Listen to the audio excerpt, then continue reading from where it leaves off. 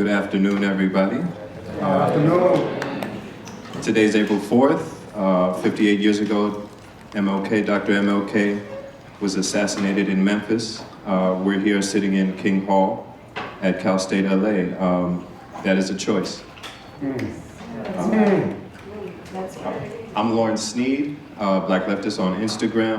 Hey, Black Leftist.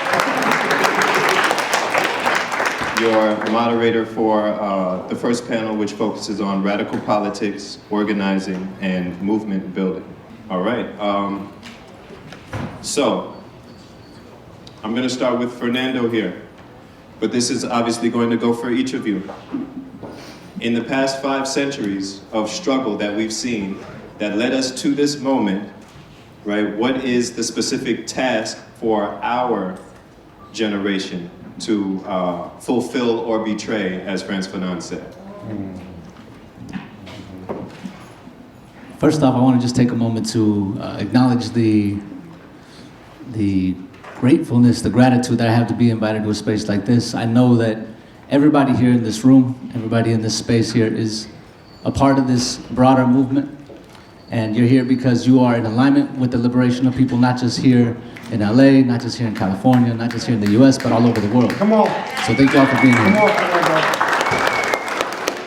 And also, on a personal level, I'm very humbled just to be even on this panel with these 3 individuals here. Like, I've been watching y'all on my screen for a few years now, so just to be sitting next to y'all, very, very grateful. To give a little background and to answer the question here, my family came from Jalisco, Mexico. My mom came here across the border when she was 7 years old without papers. And my family had to endure that struggle of coming here from another country, trying to adapt to the white supremacist capitalist society that we have here. I grew up the son of a single mom. My mom and my dad had their struggles. My dad is in Mexico. And as I got older, when I went to college and studied history and sociology, political theory, and those kinds of topics, I started to unravel what happened to my family and to really understand what led my family to experience the kind of things that they experienced, which in turn led me to experience the things that I experienced. And the people in my neighborhood, my relatives, people that I would see on TV struggling. And I think that when we look at what the last 500 years, something I want to give a shout out to my partner Leslie Priscilla as well, who has, and her work really centers on helping our families to unpack that intergenerational trauma that we have undergone and what systems led to that trauma in the first place. I think that what we are called to in this moment, given the access to information, given the legacy that we are, the shoulders that we're standing on, these people that were mentioned as we were honoring their names here, there are people who have been doing this for centuries, helping us to reach that point of liberation. Yep. And our job in this moment, in the era of social media, in the era of YouTube and Substack and TikTok and Twitter, is to help to spread that information as quickly as possible. Kwame Ture said, the job of the conscious is to help to make the unconscious conscious. Come on. And that does not mean that we are the holders of knowledge and we need to feed you all that knowledge. It is to spark that curiosity, to show you that you are a part of this movement too. Yep. So I'll leave it at that. Yeah, thank you. Thank you.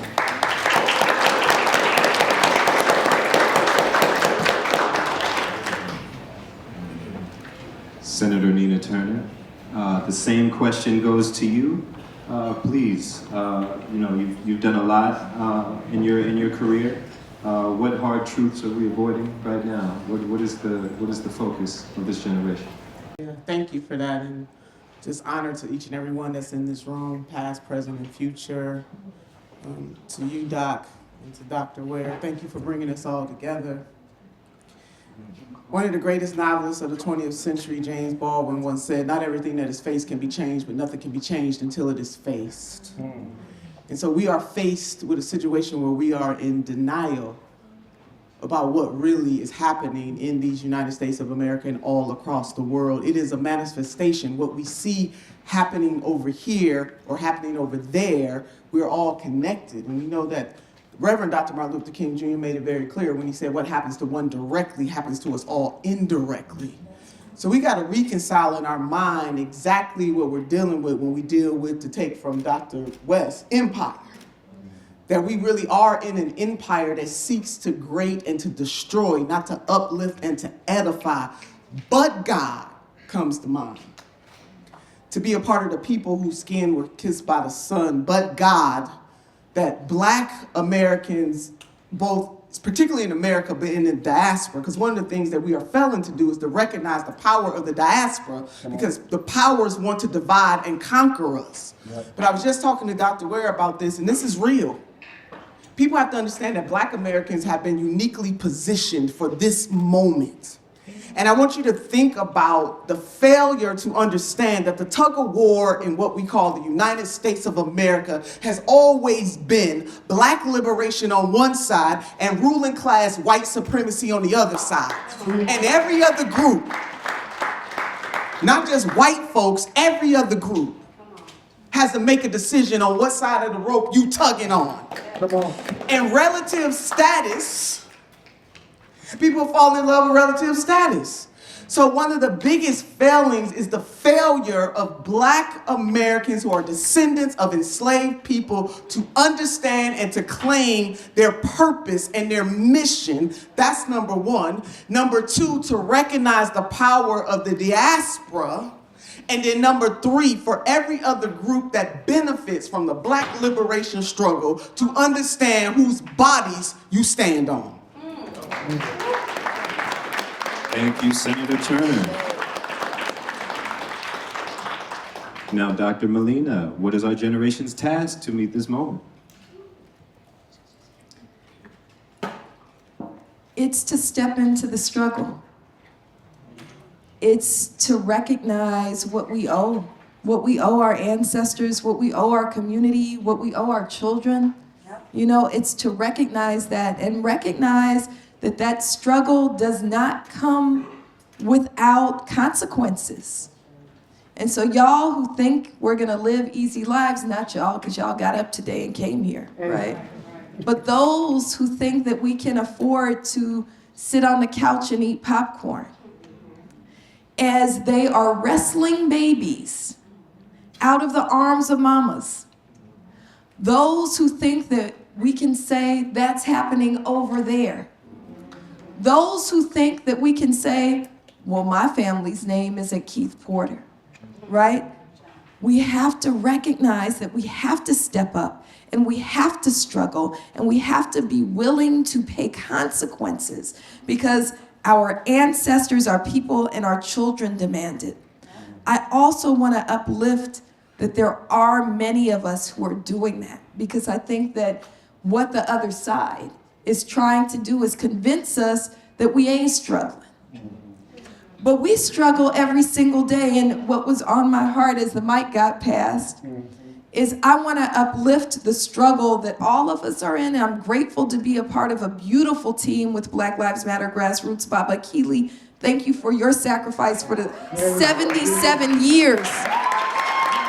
77 years. It was a choice. It was a choice, but you made the choice every single day. I also, though, want to uplift, as we uplift Baba Keely in his 77 years, the choice that Angel Marie Taylor makes at the other end of the spectrum. College student who puts her body on the line, who the university tried to disenroll, who the police follow home, and she stands humbly, brilliantly, and beautifully every single day. So I'm gonna pass the mic and just say that we honor the struggle and thank you for living up to the call of the generation. Thank you, Dr. Melina. Last but not least, Chris Smalls. All right, Chris. Man, well, thank you all for being here today, sharing this space with so many freedom fighters in the room. It's always powerful to come back to LA, which I came 6 years ago, and I met Dr. Melina and Baba Keely right outside protesting for Jackie Lacey to get the hell up out of here. 6 years, and she out of here. So we know there's a lot of people that talk, but it's very few that talk the talk and walk the walk. And you know what our generation is doing right now is we are walking that walk, because we're running out of time. Come on. You know, I know y'all all see what's going on around the world. Y'all see what's going on right here in this country.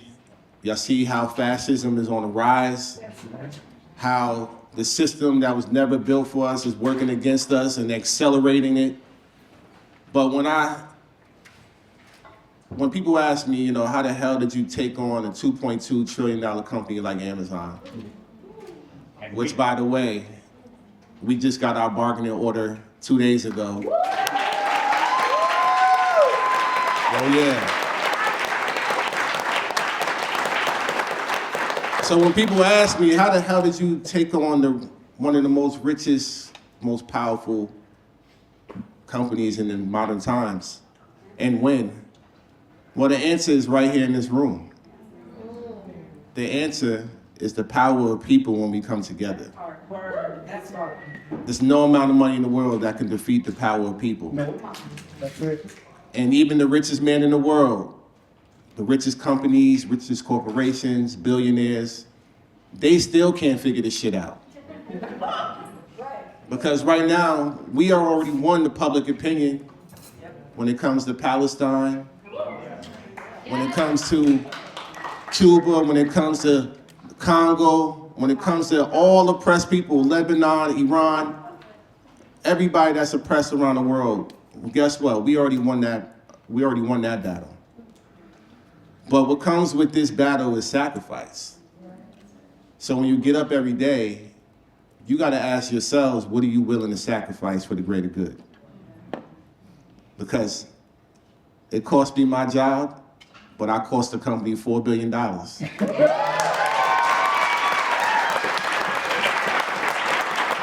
And just to tell you, you know, I continue to put my body on the line.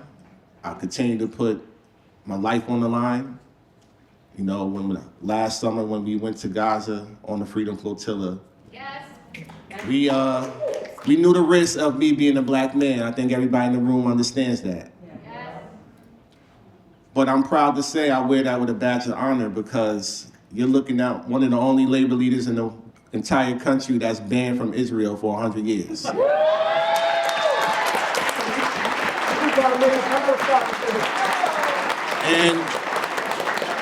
And I'm telling you all of this because this is the sacrifice that I'm willing to take.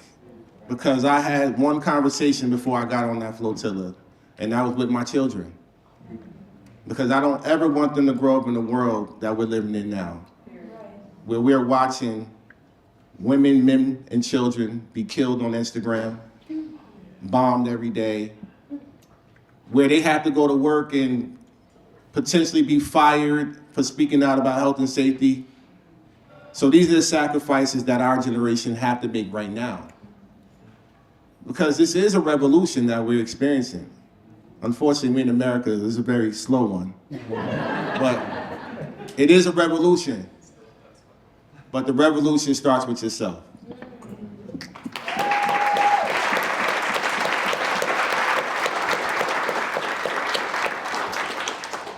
Thank you very much. On to the present. And we all would love to see your honesty. Be as honest as you like, safe space, all that good stuff. What is one thing the movement needs or is doing right now that is working, that is being ignored? And what is one thing that the movement is doing wrong that's also being ignored? So, I think I already stated this, already, that we won the public battle, the public opinion battle. We already see that nobody, even those that we don't agree with politically, they all are also waking up. There's an awakening happening on the other side. And, I think people are understanding that our taxpaying dollars are going towards endless wars and genocides. So that public battle is already won. But what's happening here in America is we are part of a two-party plantation. Come on. And we have to find a way out right now. Because, as I mentioned, we're running out of time. And our oppressors are accelerating shit by starting these wars and bombing all over the place. So if we don't have a plan and have clear-cut demands, meaning withhold our labor to make those demands possible, if we're not organized, we're going to lose. And we're going to continue to see what we're seeing out here. So what we can do, that's besides escaping the two-party system, is we can get organized and once again build towards withholding our labor so that our demands are met. And that's only going to come from, once again, the sacrifices that we're all willing to make as people. And the way I see it is we got to hold people accountable. Elected officials, our labor unions, especially our labor unions right now, because I don't give a damn what anybody say, that what we saw when they stated that the largest labor protest that just happened in Minneapolis in 80 years was just 50,000 people, that is not something that we should be celebrating. That is really an embarrassment to the labor movement, because our labor union membership density in our country is in the trash. And that's because they're not organizing. And I'll take it a step further, because those same labor unions that want to protest about ICE are the same labor unions that ain't say shit about Palestine. So we can't be cherry picking or going with the trendy activism anymore. That shit is not going to cut it. So we need to call people out. I don't give a damn if it's a union or not, politicians or not, elected official, anybody that has a position of power right now that's not representing us in the struggles that we're fighting for. It's time that we get rid of them. Yep. And we hold them accountable every step of the way. So get organized, and once again, if you don't get up and do the work, ask yourself who's going to do it. Thank you, Chris. Dr. Melina, what is one thing that is working right now that you want to shine a light on, and one thing that is not, that needs to be exposed? What's working is I think that we all, I think they meant fascism to crush us, but the fascism is so apparent that they've made enemies of every single person, right? Except the ones who have their eyes closed and think that somehow you can align with the fascists, right? So they've come for black people. They've always come for black people. Now everybody else is kind of experiencing a bit of that, right? Coming for indigenous people, coming for migrants, coming for people across waters, coming for even poor white folks. And so I think that what's happening now is we have a tremendous opportunity to build solidarity and say that, you know, we chant all the time, the people united will never be defeated. Well, they united us, right? We're united under a big middle finger to Trump, and here's a mistake we're making, is by allowing them to say that the only enemy is Donald Trump. He is not the only enemy. He is not the only enemy. He got a whole legion of doom around him. And we know that when we understand solidarity work, they're also, this, you didn't ask me this, but I'm gonna insert this, they're also really stupid. They're not that smart, they're not that skilled, they're not that able. We are much better, I'm looking around the room, I see who's in the room. We are much more courageous, much more visionary, much more brilliant than they are. And we will defeat them. We will defeat them. Finally, I'll say this, here's what's not working. We went out last week to the No Kings protest. We went because we figured it's a lot of people, and my job is turn them out, right? Turn them out, right? The idea that liberalism somehow crushes fascism is so stupid, right? I don't long for a Kamala Harris in the White House and to be going to brunch instead. We are working to build a radical vision of the world we want, need, and deserve.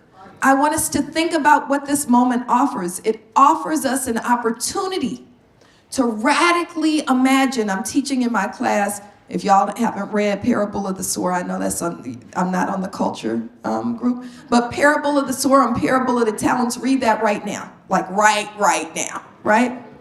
Imagine Earthseed. We can build Earthseed because they're trying to send us to hell. I finally understand the phrase hell in a handbasket. They're trying to send us to hell, but we can have Earthseed, but that's a radical vision, not liberalism, right? So that's what I'll offer. Thank you, thank you.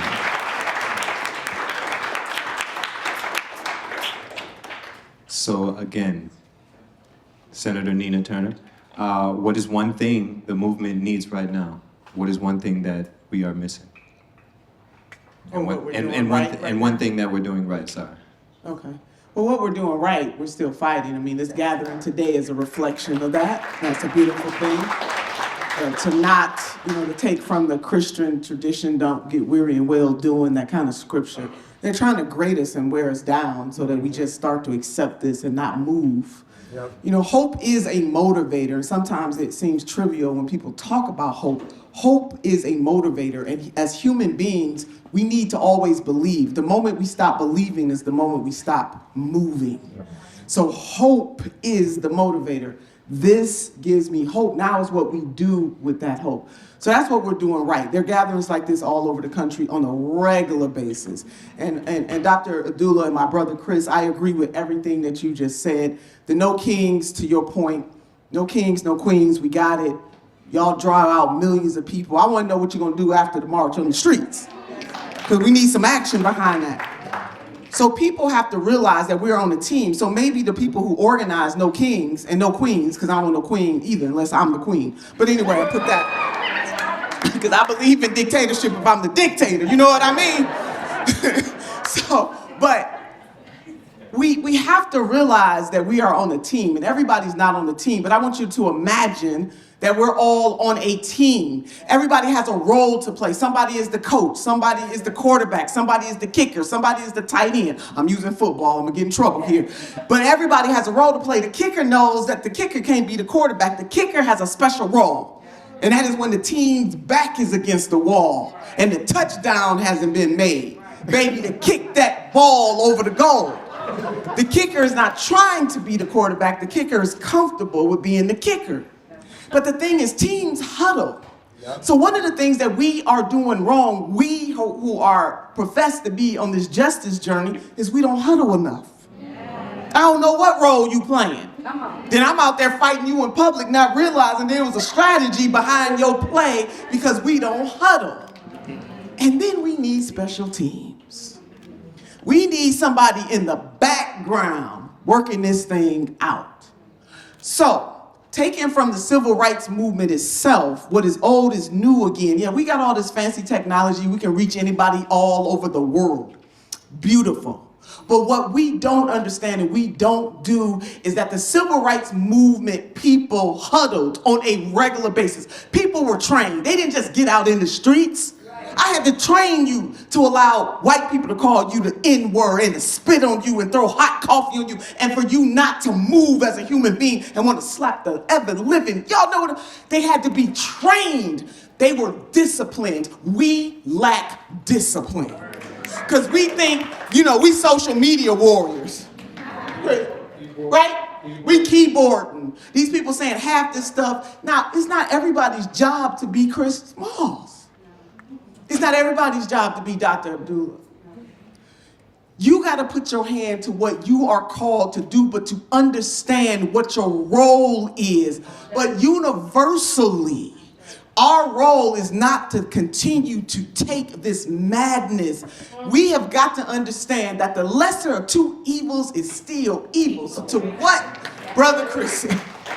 Don't even get me started on this duopoly. Y'all fortunate in Chicago that you got a candidate that's running green. All right? I'm in California, what'd I say? Chicago. My heart is in Chicago. I'm prophesying here, I'm sorry. I'm in my role. But you don't have to just accept the duopoly. You have a choice. And you have a choice that you can go out and tell everybody about. Not every community has a choice. And not to say that the Greens are not perfect, but you got a black man standing up saying, send me, I'll go. Not everybody is willing to do that. So you have that in the great state of California, somebody willing to put their bodies on the line with their family and want to lift up Clem. You know, you got to do that. And my last point to this, the duopoly is as rotten as you think. It's even more. I have been blessed to be on 2 presidential campaigns. I have been behind the holies of the holies, the less holy, the unholy. I've been to the meeting before the meeting, before the meeting, before the meeting. If you're not in the meeting, before the meeting, before the meeting, before the meeting, you don't really know what's popping. And what we have accepted. Doc, I love when you said you ain't longing for vice president here. I'm not longing for that either. Because let me tell you something. The Biden administration lorded over the genocide. But you gonna fix your mouth. You gonna fix your mouth, as my grandmother would say. You gonna fix your mouth to say something about President Donald J. Trump. He gotta own his immorality. But they gotta own their immorality too. And so, you get no brownie points from me going after the Trumpster when you weren't willing to go after Biden and Harris. I can tell you. I don't care. They are all immoral. I'm calling the morality question. So the same energy and spirit that does not care about babies being bombed in Gaza or what's happening in the Congo or the Sudan or in Haiti and other places, Lebanon, y'all know the places, is the same energy that doesn't care whether babies go hungry in the great state of California or the great state of Ohio. So don't be deluded. At least if you were going for Harris to slow down the bleed, let me say, because I'm all off my tune. I'm feeling the spirit. I want you to imagine that this side of the room got 24 hours of oxygen, and this side of the room got 48 hours of oxygen. The bottom line is that if the 24-hour side doesn't figure out how to live, they dying in 24 hours. The room with 48 hours, they got the same problem. It's just that they got a little more time. But ultimately, if you don't get more oxygen and you don't get more oxygen, you are going to die. That is the difference between the Democrats and the Republicans, Biden and Harris and Trump and Vance. So, at least, if you gonna vote for these folks, don't act like that they the salvation. Thank you. Under Joseph R. Biden, I'm not telling you what I heard, I'm telling you what I know. I got eyes and ears, I got people who are in the room. Yes. They had the opportunity, sisters and brothers and family and friends, to increase the federal minimum wage from $7.25. But President Joseph R. Biden said, I will not be moved. Now, I didn't see folks out there protesting in the streets over the fact that $7.25 is the national minimum wage. And if you are a worker that works in restaurants, you making a sub minimum wage of $2 and some change. The man could have canceled student debt. They could have passed more legislation. Y'all know know where I'm going at. When they had the exact power that President Donald J. Trump has, I don't agree with how he's using the power, but the man knows how to use power. We should not allow the duopoly to make any more excuses, especially spineless Democrats, about what they cannot do for the people. You know what I want?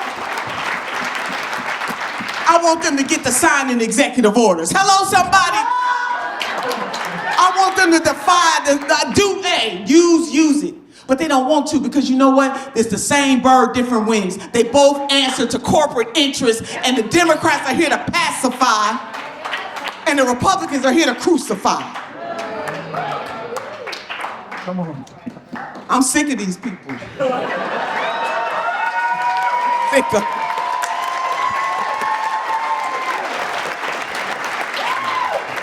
Woo! We all are. We all are. That's why we're here. So I'm hearing more militant morals and systems, more militant calls to actions and organizing, more militant labor. I love this trend that I'm seeing right now. Please finish us off. Yeah, let me try to follow Senator Turner here.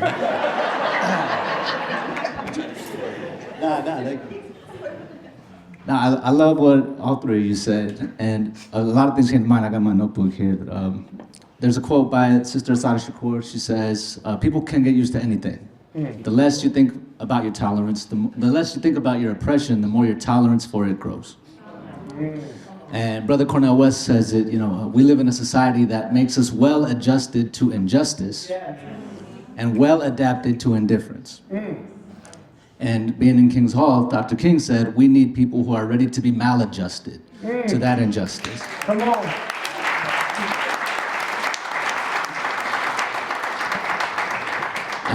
When I think about everything that we're seeing happening around the world, whether it's ICE straight up murdering people on the street, Alex Purdy, Renee Nicole Good, and others.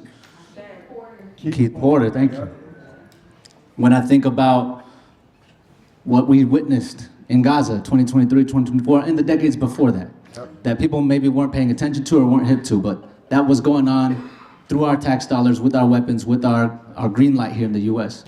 When I think about the 60-year embargo in Cuba, that is now reaching a climax where they're not even letting oil in, where you're starving people, power outages every day. When I think about the fact that we just went in and kidnapped the president of Venezuela. There's a phrase that Brother George Jackson says, talking about what we live under, and it's the prestige of power.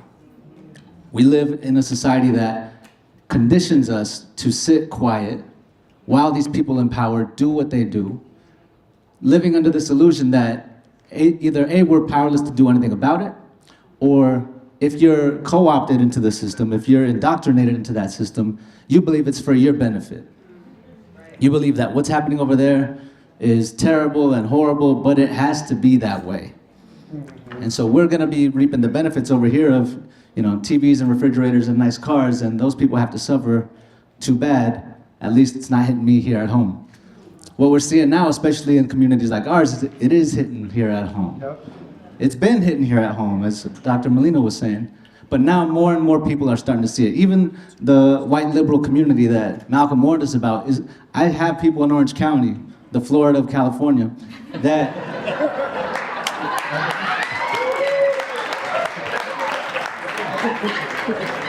yeah, if you can come and see us sometime. But we have people in Orange County who were diehard Democrats, who were saying, Kamala, it's terrible what's happening, but, we can't have Trump. And then they see how the Democratic Party, even today, is failing to meet the moment. Our congressional representative in Orange County, his name's Jose Luis Correa, he goes by Lou. And when it came to, we were calling for a ceasefire when the genocide in Gaza was kicked off, and he refused to speak on it because he was taking AIPAC money. He's received almost $250,000 in AIPAC money.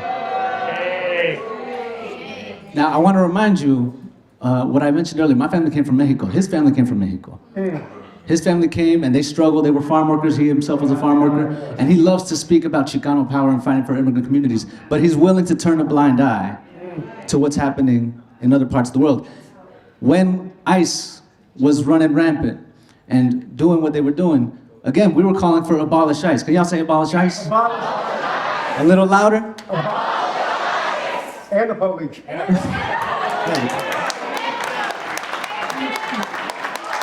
Now, everyone here in this room can say that with their chest, no problem. Our Congress member, someone who was in Mecha back in college, someone who comes from that lineage, was saying, you know what we need? We need body cameras. We need these masks to come down. I want to see a name tag.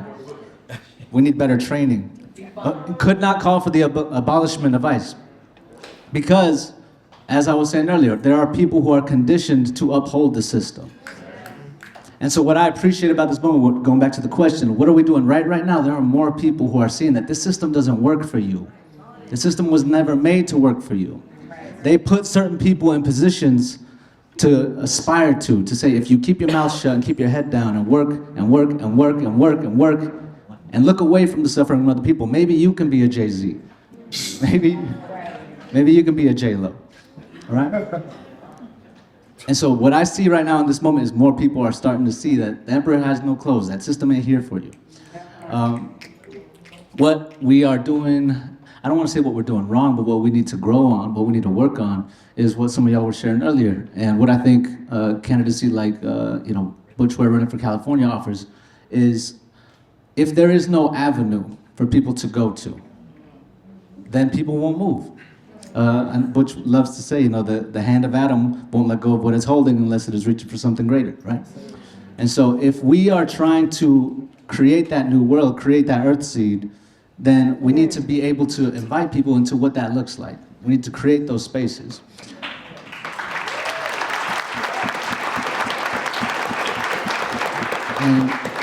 And the last thing I'll share is, again, bringing it, I gotta pay tribute to my lady Leslie here. Something that we talk about. Shout out Latinx parenting. Shout out Latinx parenting.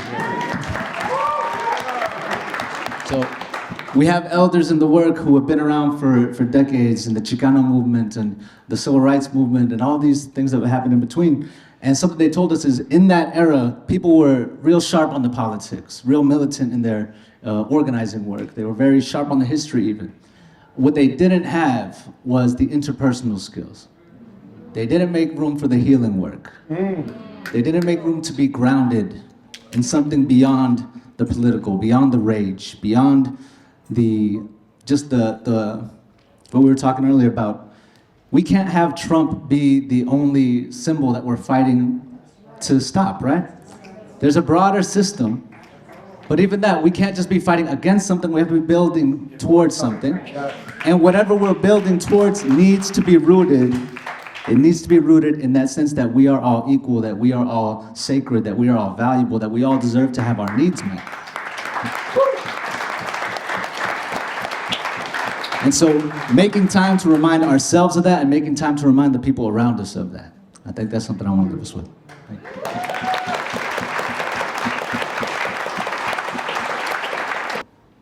I'm going to try to be specific with you all. So, labor does not always talk to the social justice movement and vice versa. What could one learn from the other? Ooh, that's a good question. Damn. Take your time. How do I want to approach this one? Shit. Embrace the silence. Okay.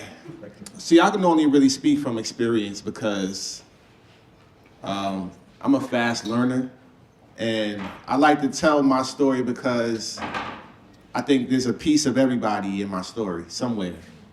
When you go to work, expect expectations of being promoted, excelling, and then you get shut down over and over and over, and then ultimately you burn out. You might quit, or they tell you, if you don't like your job, quit, right? Jump from one fire into the next. If not, you get fired like I did.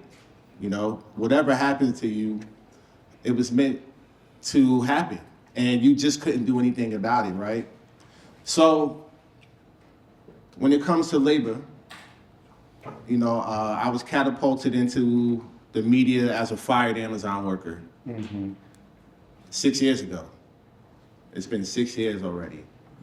And when I got fired as a fired Amazon worker, every major media outlet in this country wrote about me. Front page, LA Times, New York Times, in between, anything you could think of, I've probably been on that platform. Then we won.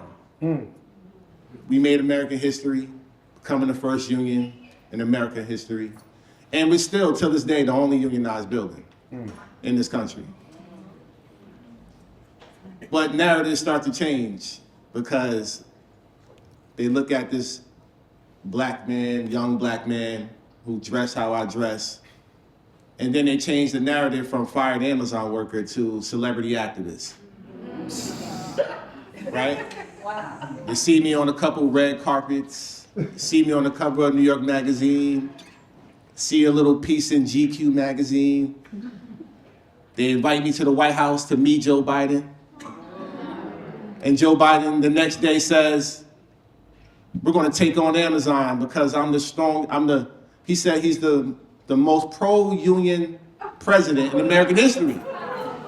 The day after he shook my hand, and then he backtracked on that. The same day he gave Amazon $10 billion so that Jeff Bezos can go to space and fly on his penis rocket.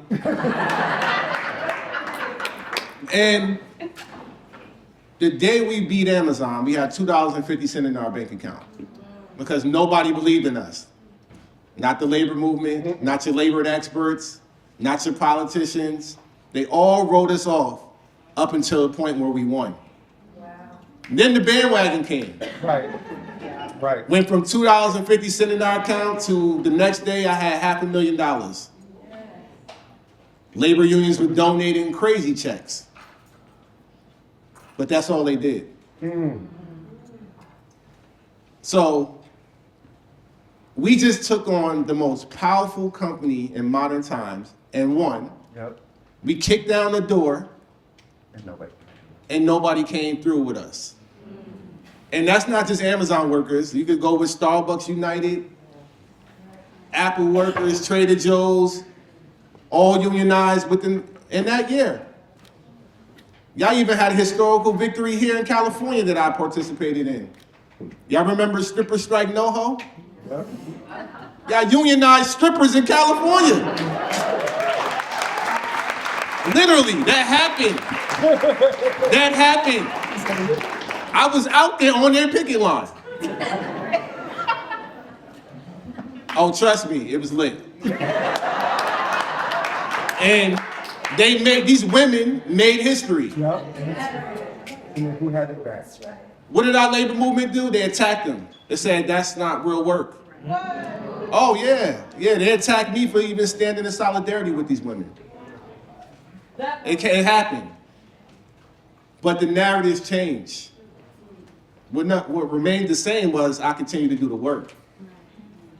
But it went from fired Amazon worker to celebrity activist to I'm meeting all your favorite politicians from the Joe Bidens, Kamala, AOC, and Bernie was calling my phone every other week, showing up to Staten Island as much as they did for Mondani. Right? 2-3 years I was the president. I left my post. I affiliated my union with the Teamsters because we can't sustain ourselves as an independent union, grassroots, raising money, impossible taking on Amazon, who was spending millions of dollars against us. But the labor movement knew this. Yep. And they still know that. But over the last 4 years, our labor movement contribute not just to my union, but also to the Starbucks Collective, only 3% of their resources Same. to all of these new victories. Only 3%. So our labor movement is failing us right in front of our faces. Yep. They'll get on TV, they'll use a white figurehead like Sean Fain from the UAW. Right after they got rid of me, they say we need a white man back.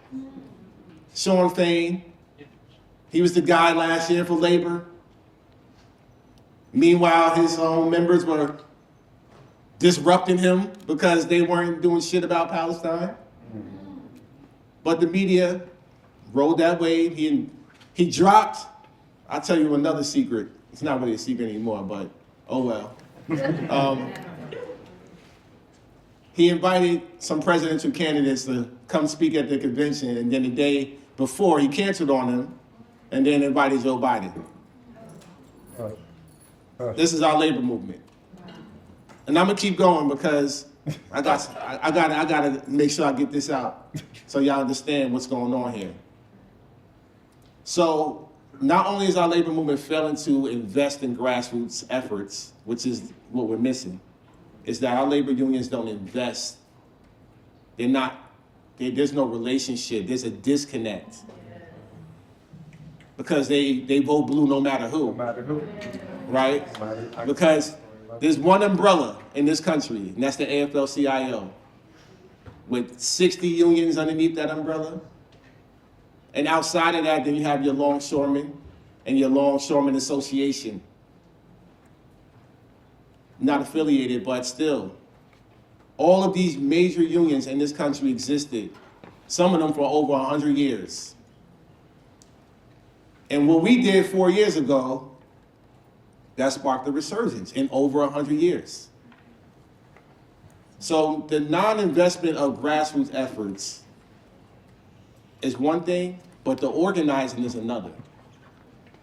This was a moment for labor unions to be at everybody's workplace trying to get people into their unions and into their shop.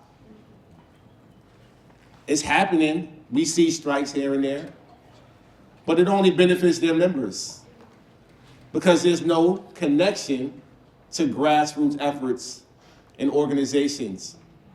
Labor unions should be standing in solidarity with the students who were starting those encampments. Where were they? Then we seeing what happened overseas with the dock workers in Italy, who shut down 21 ports in the Mediterranean to stop all weapons going to Israel. And this didn't come from the Italy dock workers. This resolution that the arms embargo that we're talking about, this came from Palestinian trade unions. The Palestinian labor movement said, we want other unions around the world to stand in solidarity. That's all they want. So the dock workers in Italy were able to bring out 3 million people, shut down their entire country, put their entire country at an economic halt, and stop every weapon to go into Israel. And they did that. The dock workers did that not because all 3 million people in Italy are unionized, absolutely not. They did that because they have a relationship with grassroots organizations. They did that because they have a relationship with all of the students at every single university in Italy. And I'll take it a step further. Not only is every university in Italy occupied by students right now to this day, but every high school. Every high school is occupied for Palestine because the people understand the assignment. Yep. They understand that this is a class struggle and that Palestine is a labor issue. Here in the US, we playing the retroactive shit. And I know a lot of people want to see a general strike in our country, but until we escape the two-party system, number one. Number two, our labor unions really, really need to stop disregarding countries that are led by socialism and communism. Yep. Because that is something that I figured out from traveling abroad, that our labor unions in America won't even have a conversation with the largest communist union in France, who's been unionized against Amazon for over a decade. I was the first Black American labor leader to actually meet with that union and understand that there was a contract already in place for over a decade. So accountability goes all the way through. But right now, our labor movement is failing us. And we need to hold them accountable right now. That's up to us. Thank you, Chris. Conversely, our longshoremen strike on the East Coast, they did not stop operations for the military cargo, right? Wow. So, worlds apart. Got some work to do, yeah. So, Dr. Melina. We just got the labor talking to we needed. There are, there's political education, there's mutual aid, there's direct action. All these orgs that are doing all three. I have seen an abundance of them working together, and I have seen an abundance of them infighting. Right? So I'm curious, what do we need to do to build more intentionally going forward as a movement of many different campaigns, as a movement of movements? Does that make sense? I want to say this first. It's okay to make the right enemies. It's okay to make the right enemies. So, I know that's not popular. But look,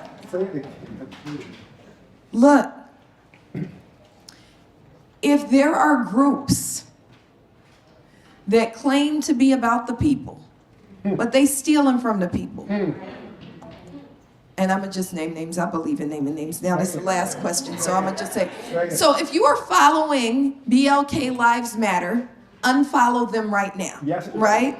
Yep. Unfollow them right now. If you are a part of any organization where there are people who stand on red carpets and they never on a front line, that is stealing from the people and it is usurping the power of movement. Yep. So make the right enemies. It's okay to make the right enemies. Yep. I think the question you're asking is about operational unity, right? We also can't be banner banging, right? I am so grateful that when I met Dr. Ware, so we were both running for vice president in 2024. The immediate response I had was, you want to come over and talk shit about this Democratic thing? And that was our first in-person meeting. You came to the house, we had some snacks, and we talked shit about Kamala Harris online together. Ain't no banner banging. Ain't no banner banging. We both want to topple white supremacy. We both want to topple patriarchy. We both want to topple capitalism. And we gonna say, look, we can do that together. You are not gonna make enemies against us, out of us. We only, what did you say? It's an introduction. So you only introduced us. So we gotta stop with the banner banging, right? I also want to lift up the thing that you're pointing to, that because what I'm hoping to do and what I'll use this space for is to give tangible things that we have to do. So when Senator Turner was talking about everybody has to figure out what your place is on the team, right? Everybody has to figure out what your place is on the team. I organize with Black Lives Matter Grassroots. So you should be following BLM Grassroots. We are 51 chapters around the world. We stand on front lines, not on red carpets, okay? So we get down the way we get down. Some people think we shouldn't be going to Jackie Lacey's house and knocking on her door, or we shouldn't be protesting in front of the district attorney's house who refuses to prosecute the cops who killed Keith Porter, who killed Christopher DeAndre Mitchell. Some people say you shouldn't be yelling, you should be sitting down with the police. Fuck the police, right?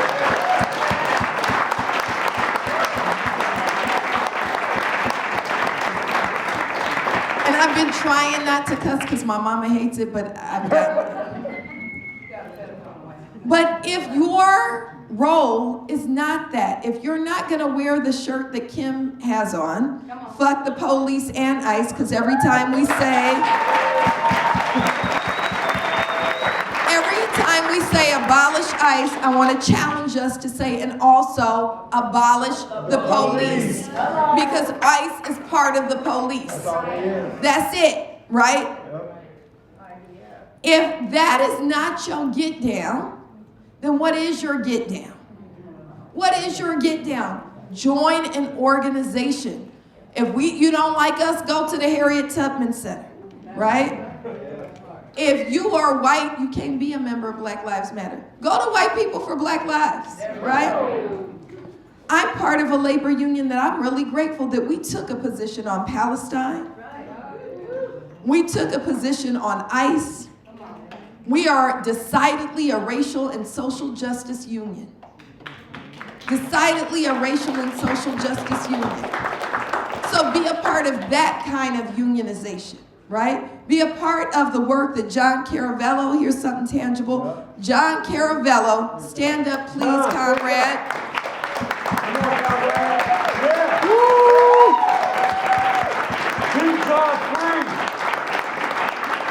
John Caravello is facing federal charges. Keep him free. Keep him free on Tuesday. Yep. On Tuesday, we all showing up at 8:30. 8:30 at the federal courthouse in LA. And we gotta be there too. Tangible steps mean we protect our folks. Yep. Right? Because who keeps us safe? We keep us safe. Who keeps us safe? We keep us safe. Who keeps us safe? We keep us safe. So we stand together, we stand with each other, and then Baba Keely ain't here, so I'm gonna summon my best Baba Keely. Every Wednesday, this how I got to meet my little brother from another mother, right? Every Wednesday we protest the fucking police. Yep. Every Wednesday we out in front of the Hall of Injustice. Every Wednesday we say Nathan Hockman must go just like Jackie Lacey got gone. And the power of the people are gonna do it. So find your community and get down with them. Find your community and get down with them. So moving forward, the question is every single day when you wake up, what are you doing for the movement? Because I guarantee you, the fascists every single day are figuring out how to grind that knee into our neck a little bit harder. Yep. But there's more of us than there are of them. There's more of us than there are of them. We will not feed the two-party system. We will not feed the duopoly. Fuck them too. We will not feed systems of capitalism that rape our community. Fuck Target. Fuck Walmart. Fuck all of these. Fuck Amazon. We will continue to build in our own communities. And the last thing I'll say is this. We make the movement fun. Yes. Make the movement fun. Where's the little squeezy pigs? This is what we did on Wednesday. On Wednesday, it was April Fool's Day. That's my favorite holiday. On Wednesday, we were up in front of the Legion of Doom, the LA Police Protective League. And the pigs came out to try to shut our protest down because we took the street. So we had Operation When Pigs Fly. And we threw pigs at the pigs. I'm Muslim, that's the only pig I touch, right? We threw pigs at the pigs. That shit was fun. Make the movement fun. I think April 11th is gonna be the one that outdoes us. Have you seen Operation Fuck Ice throw dildos at the... Yeah. So April 11th, find your people and throw dicks at the dicks, right?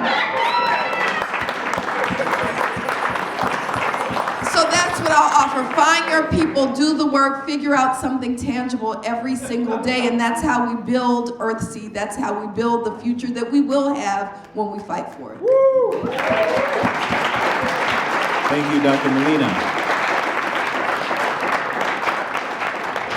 I just want to say it is not dividing the left, to point out what she pointed out in the beginning, and it is defining the left. Right? There's class consciousness where you recognize your class, you make the distinction, and then class analysis where you recognize where everybody else stands. So just remember that. Keep it fun. Senator Nina Turner. Same question, but in the light of you were inside the Democratic Party at one point. You are outside of the Democratic Party at this moment in time, and I'm curious how you can learn from both sides and how we can use that to go forward. Thank you for that. It's hard. I mean, this is gut-wrenching work when you care so much. I mean, I was talking to Clem, it would be much easier to be on vacation somewhere. And ignorance is really bliss, you know, and it's just hard when you care, when your consciousness has been pricked. You gotta do something. So I think I'm gonna answer your question from like just a different lens, because I know we're wrapping up here. Everybody has to be willing to make some kind of sacrifice.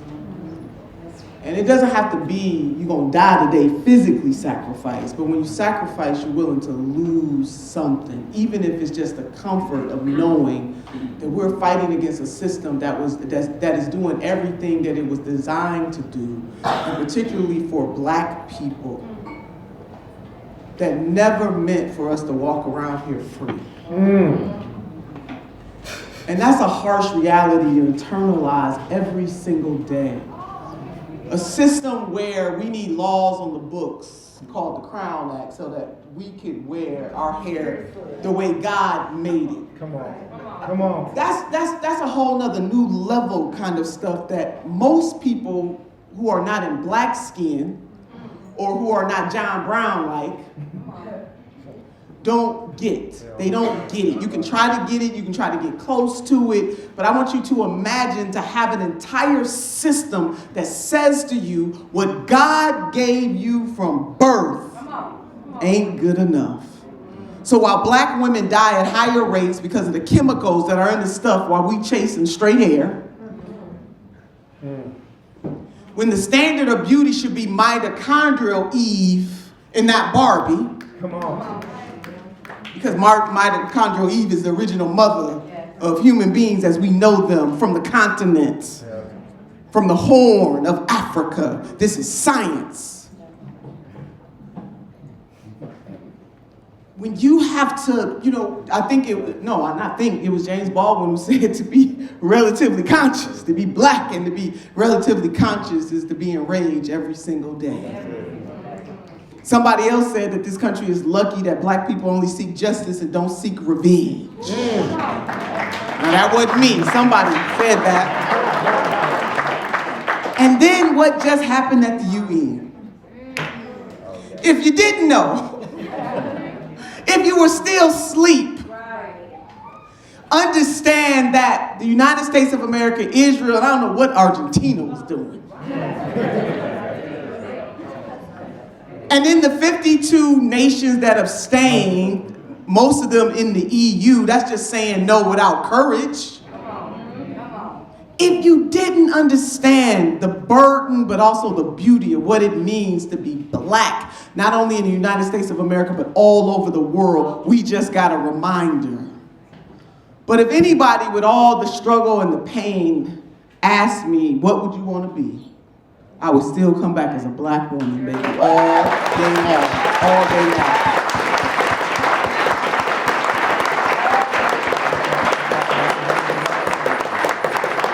So everybody has a role to play. As Dr. Melina re-emphasized, you do have to find your tribe. I was sitting here, if I could just be vulnerable for 1 minute, and I was listening to the police stuff.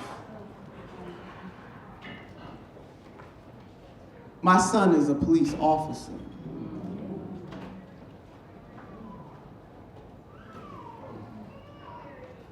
My baby was raised by me. So I think we also have to be careful, because I'm sitting here, I'm internalizing the system and not the individual. But my son puts his life on the line every single day. And as a Black mother of a millennial son, I want to see my son come home where his skin is still his sin, even if he has a badge and a gun. Whereas when he does not have that badge, he is just as vulnerable as anybody else that walks the earth. So what we need to do is fight against systems. We have to understand that human nature can be both good and can be both evil. As we want justice, let's talk about the Epstein class. You want a judicial system, because it's not a justice system. You want a legal system to bring some type of justice to those survivors. When people are victims of crime, we want a legal system that brings them some type of relief. The system as it is designed came from slave patrols and was never designed to bring what they call justice to black communities, and then by extension, everybody else gets caught up in that web. I am not here to debate. I love how Dr. Melina said, find your tribe. So if some of you saw, I'm not rocking that way because I love my son who chose a public service position and who we need good people. If the system exists, we need some good people in it, even though they might not be able to overturn the system itself. But I understand the systemic hate and bigotry and what it means to have a system that puts upon people of black people, other people of color, and then poor people by extension. But I had to be vulnerable and I had to put that out there because I was feeling very uncomfortable.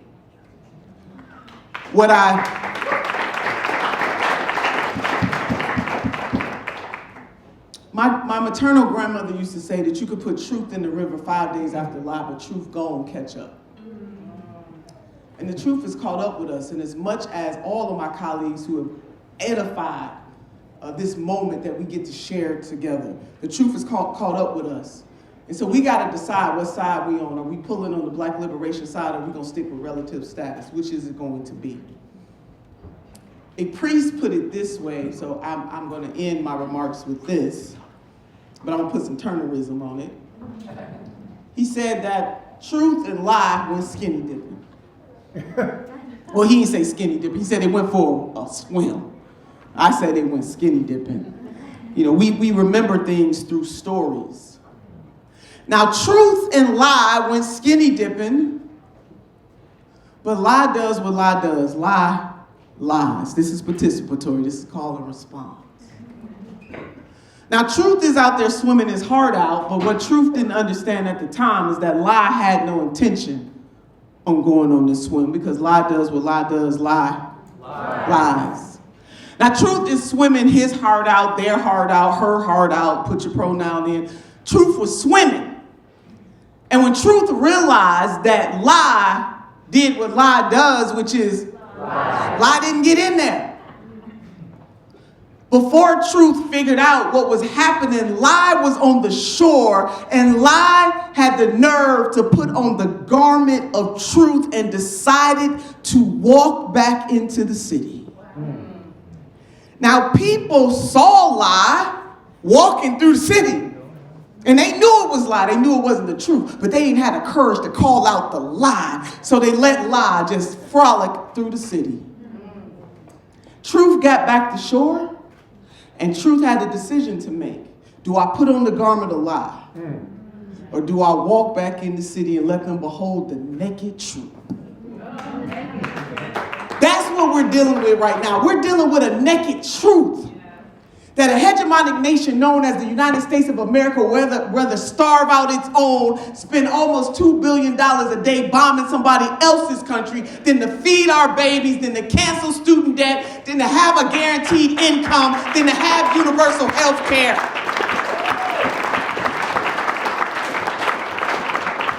The naked truth is that we are dealing with a duopoly and a system that is working as it is designed, and it doesn't matter if it's the Bidens, the Harrises, the Trumps, or the other dude. No, sir. Well, now listen, don't get me started on the first black president. We ain't got time for that. But let's just say we hoped that it was going to be all right. And what turned out to be the truth is that he is part of the system as well. I mean, that's the truth. And we can both relish in the symbol of the first black president, but then when we get to the substance of what the first black president actually did, especially on the second term. Because I don't know about you, but I was like, oh, heck, no, they ain't gonna deny this brother second term. Oh no, I'm gonna be out here in the streets helping him get his second term. Because I just knew he was gonna come hard. in the second term, but he didn't. He absolutely didn't. So he part of the problem too. We cannot be so enamored with elected officials, you know, it just burns me and they talk about, oh, this is the rock star, they the rock star. No, they're supposed to be public servants. I don't need a rock star. You know, we might like these people. Don't get me started to name them. I like them, but I want to know what you're going to do to stand up for the system. I believe that when people run for office, and especially under such immense suffering that we have in these United States of America, where 60% of the people in this country are living paycheck to paycheck. Even before President Trump got into office, Dr. Melina said something very pivotal, that as we fight, we are fighting a system. Trump is a manifestation of a system that has been going wrong since the United States of America became the United States of America. And we acting brand new. This is not a new playbook. They've had it over and over and over again. This is just the 21st century iteration of it. So while we can like elected officials, I have a lot of people who like me, a lot of people who love me, a lot of people who hate me, a lot of people who don't understand me. The bottom line is this: you can like these people, but we got to subscribe to the Janet Jackson, "What have you done for me lately?"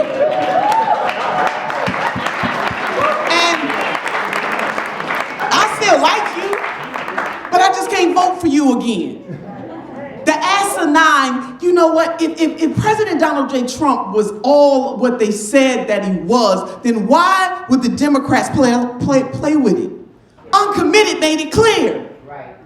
Baby, listen, we're not gonna sit up here and vote for you and you won't call this a genocide. And they meant that. We need more people to take from that playbook and tell these politicians, this is what we are demanding, this is what we deserve, and if you don't deliver, you will not get our vote again, period. And let the chips fall where they may. So what we can do in terms of policy, there is, how many of you have ever heard of the Freedom Budget for All Americans? The Freedom Budget for All Americans was envisioned by Asa Philip Randolph, the Reverend Dr. Martin Luther King Jr., and Bayard Rustin in the 60s, the late 60s. And the summary of it is that they had a written out plan to eradicate poverty in the United States of America in 10 years, from 1966 to 1976, had a full-fledged plan, on record talking to the president, on record talking to congressional members, because they understood all of the marching and all of that, that's good, it has its place, but where's the plan to eradicate poverty? And one of the things that Brother Bayard Rustin said that sears my soul, he said, this country has never done anything solely for the Negro. So we must call it the Freedom Budget for All Americans. They had a class consciousness and a race consciousness. They were not deluded, but they understood to get this, we gotta have everybody in. We gotta have all working class and marginalized people in. The burden of blackness is that we always, as a group, include everybody, but everybody don't always include us. Now you can say amen and say ouch. Say amen and say ouch. And so that's why we need our sisters and brothers and family and friends and even frenemies from other identity groups, even though we know that race is a social construct. It's not a biological construct, but since we're working in that way, we need our folks from other groups to talk about anti-blackness. Because if you are an anti-black bigot, then that means you a homophobe, a transphobe, you hate women, all of the things that we're fighting against. You're never gonna find somebody that's anti-black and they like women. Or they like are gay, lesbian, transgender, plus they just don't. So the through line is black liberation.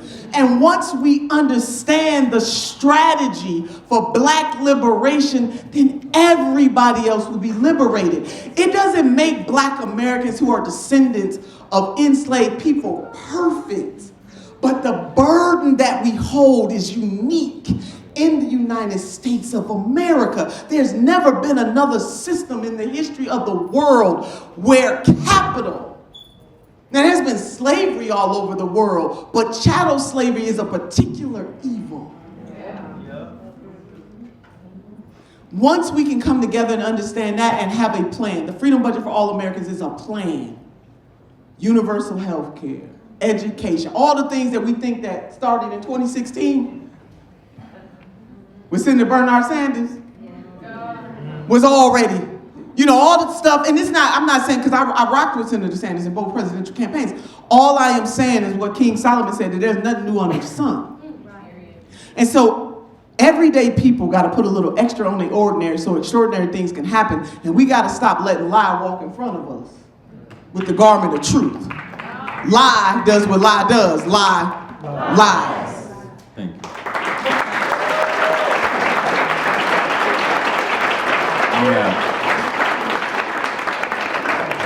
So, audience, blame me. I did not protect your time. So, Fernando, you got a little bit, because I got you right here, please. What is your closing remarks? And then we are out of time. There's work to be done, obviously. So, go. So I appreciate what Dr. Melina was saying about, or was it, I think it was you actually who said, dividing versus defining, but making the right enemies. I feel like that's something that I think is really critical at this time. I was talking to somebody in our community this last week where they were talking about how there was a representative who came to speak at an event and people got very upset because this person was standing on the side of genocide. It was Lou. He came out and he spoke at an event and people were saying this guy was on the side of genocide, why would you let him speak? And internally they're having some conversations about, well, what kind of purity tests are we going to be putting down? And I named that phrase purity test is a tool. That's a tool. That's a way to brush off very genuine principles that we have to commit to. Kwame said you can adjust strategy, you can adjust tactic, but if you try to adjust a principle, then you've abandoned that principle.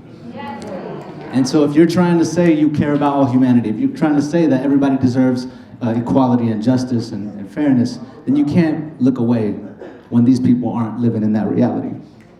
Another thing that I love Kwame, by the way. Another thing that Kwame said was, and I think this will just be my final statement here. Someone asked Kwame, what was the greatest contribution that Africans made to the United States? And he said, we helped to civilize them.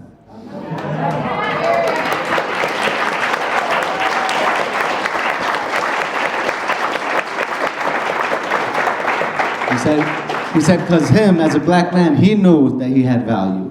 As an African, he knew that he was a human being deserving of everything else that everyone else got. But we had to teach the people in power here in the United States that everybody is worthy. And so that is what we're being called to in this moment, is we have to teach those people in positions of power that we are not going to let them get away with the brutality and the inhumanity that we have been subjected to for as long as this country's been around. Thank you.